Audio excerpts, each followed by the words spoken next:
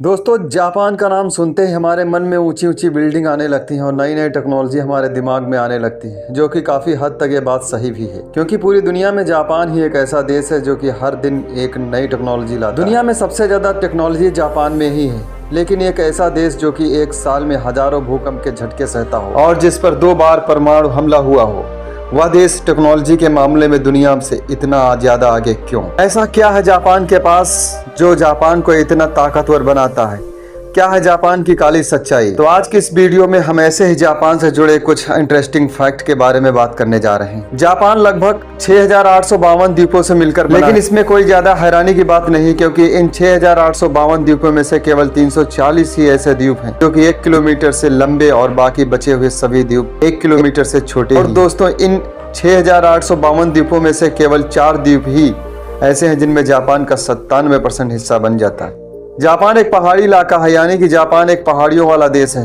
Japan एक पहाड़ी इलाका है, यानी कि जापान एक पहाड़ियों वाला देश है जिसके 70% हिस्से में केवल पहाड़ियां ही पहाड़ियां, और यहाँ पर तकरीबन 200 से ज्यादा एक्टिव ज्वालामुखी हैं जो हर समय एक्टिव रहती हैं। जापान में हर साल तकरीबन 1500 से ज्यादा छोटे बड़े भूकंप के झटके आते हैं, और जापान हर साल बहुत बड़ी बड़ी प्राकृतिक आपदाएं झेलता है और हर साल जापान में तबाही मस्ती रहती है। लेकिन फिर भी जापान दुनिया से टेक्नोलॉजी के मामले में कहीं ज्यादा आगे। पूरे विश्व में जापान ही एक ऐसा देश है जिस पर 2 परमाणु हमला हुआ, सन 1945 में 6 अगस्त और 9 अगस्त। अमेरिका ने जापान के हिरोशिमा और नागासाकी पर परमाणु हमला किया था, और इस परमाणु हमले में पूरी तरह से जापान के दोनों शहर तबाह हो गए थे। लेकिन फिर भी अपने सीखने की क्षमता के बल पर जापान आज इतना ताकतवर देश बन गया है। जहां पूरे विश्व में व्हेल का शिकार करना पूरी तरह से पाबंद है, वहीं जापान में व्हेल का शिकार खुलेआम किया जाता है, और जापान के मार्केट में जापान के लोग व्हेल के मांस को ऊंचे दामों पर बेचते हैं। जापान के प्रत्येक गली मोहल्ले और सड़कों पर वेंडिंग मशीन लगी हुई मिलेगी, जिसमें आपको केवल पैसे डालने पड़ते हैं, और फिर यह मशीन आपको अपने आप ही नूडल्स, पॉपकॉर्न, कॉर्न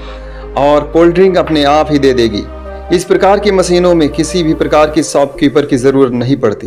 ये मशीनें सारा काम अपने आप ही ऑटोमेटिक तरीके से करती हैं, और एक रिपोर्ट के मुताबिक जापान में इन मशीनों की संख्या तकरीबन 52 मिलियन है। जापान में सन 2011 में सबसे ज्यादा शक्तिशाली भूकंप आया था, जिसके बाद आई सुनामी ने जापान को पूरी तरह से तहस नहस कर दिया था। लेकिन दोस्तों, इसके बाद भी जापान ने अपने अद्भुत साहस का परिचय दिया, और आने वाले कुछ ही सालों में जापान फिर से अपने पैरों पर खड़ा हो गया। आज के दिन जापान इतना ज्यादा पावरफुल और शक्तिशाली है क्योंकि जापान के लोग बहुत ज्यादा मेहनत करते हैं और बहुत ज्यादा काम करते हैं। यही कारण है कि यहाँ पर बहुत सारे युवा लोग काम के बोझ के नीचे आकर आत्महत्या कर लेते हैं, जो कि जापान की सबसे बड़ी काली सच्चाई है। दोस्तों, जापान के लोग 4 नामक शब्द को अशुभ मानते हैं, यानी कि जापान में 4 की संख्या को अशुभ माना जाता है। यहाँ के लोग 4 शब्द का नाम नहीं प्रयोग करते, और इसी वजह से जापान में जो भी बिल्डिंग बनाई जाती है उसमें चौथी बिल्डिंग नहीं, हालांकि चौथी मंजिल होती है, लेकिन उसका नाम 5वीं मंजिल होता है। यहाँ की बिल्डिंगों में तीसरी मंजिल के बाद सीधी 5वीं मंजिल आ जाती है। जापान में प्रेमी जोड़ों का बहुत ज्यादा ख्याल रखा जाता है, यानी कि दोस्तों, जापान में गर्लफ्रेंड और बॉयफ्रेंड का बहुत बढ़िया तरीके से ख्याल रखा जाता है, और उन्हें हमारी इंडिया की तरह कभी भी छुप छुप के मिलने की जरूरत नहीं पड़ती। वहाँ पर गर्लफ्रेंड और बॉयफ्रेंड के लिए अलग पर्सनल होटल बने हुए होते हैं, जिनमें वो किसी भी व्यक्ति के बिना डर के कभी भी आ जा सकते हैं। दोस्तों, एक रिपोर्ट के अनुसार भारत जापान के क्षेत्रफल से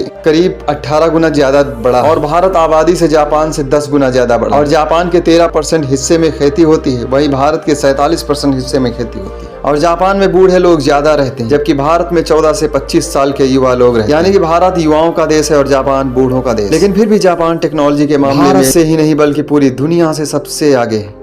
क्योंकि जापान में जितने भी स्कूल हैं उनमें साफ सफाई के लिए कोई भी कर्मचारी नहीं रखे गए हैं, बल्कि जापान की स्कूल की साफ सफाई स्कूल के बच्चे और अध्यापक मिलकर ही करते हैं। और शायद इसी वजह से जापान इतना ज्यादा दुनिया से आगे, वहाँ के लोग अपने काम को खुद कर किसी दूसरे पर निर्भर नहीं रहते। तो दोस्तों, ये थे जापान से जुड़े कुछ इंटरेस्टिंग फैक्ट जो सुनकर आपको पसंद जरूर आए होंगे। अगर पसंद आया है तो इस वीडियो को लाइक कर दो और ज्यादा से ज्यादा इसे शेयर करो। मिलते हैं किसी ऐसे ही टॉपिक के साथ, तब तक देखते रहो, मस्त रहो, खुश रहो। नमस्कार, धन्यवाद।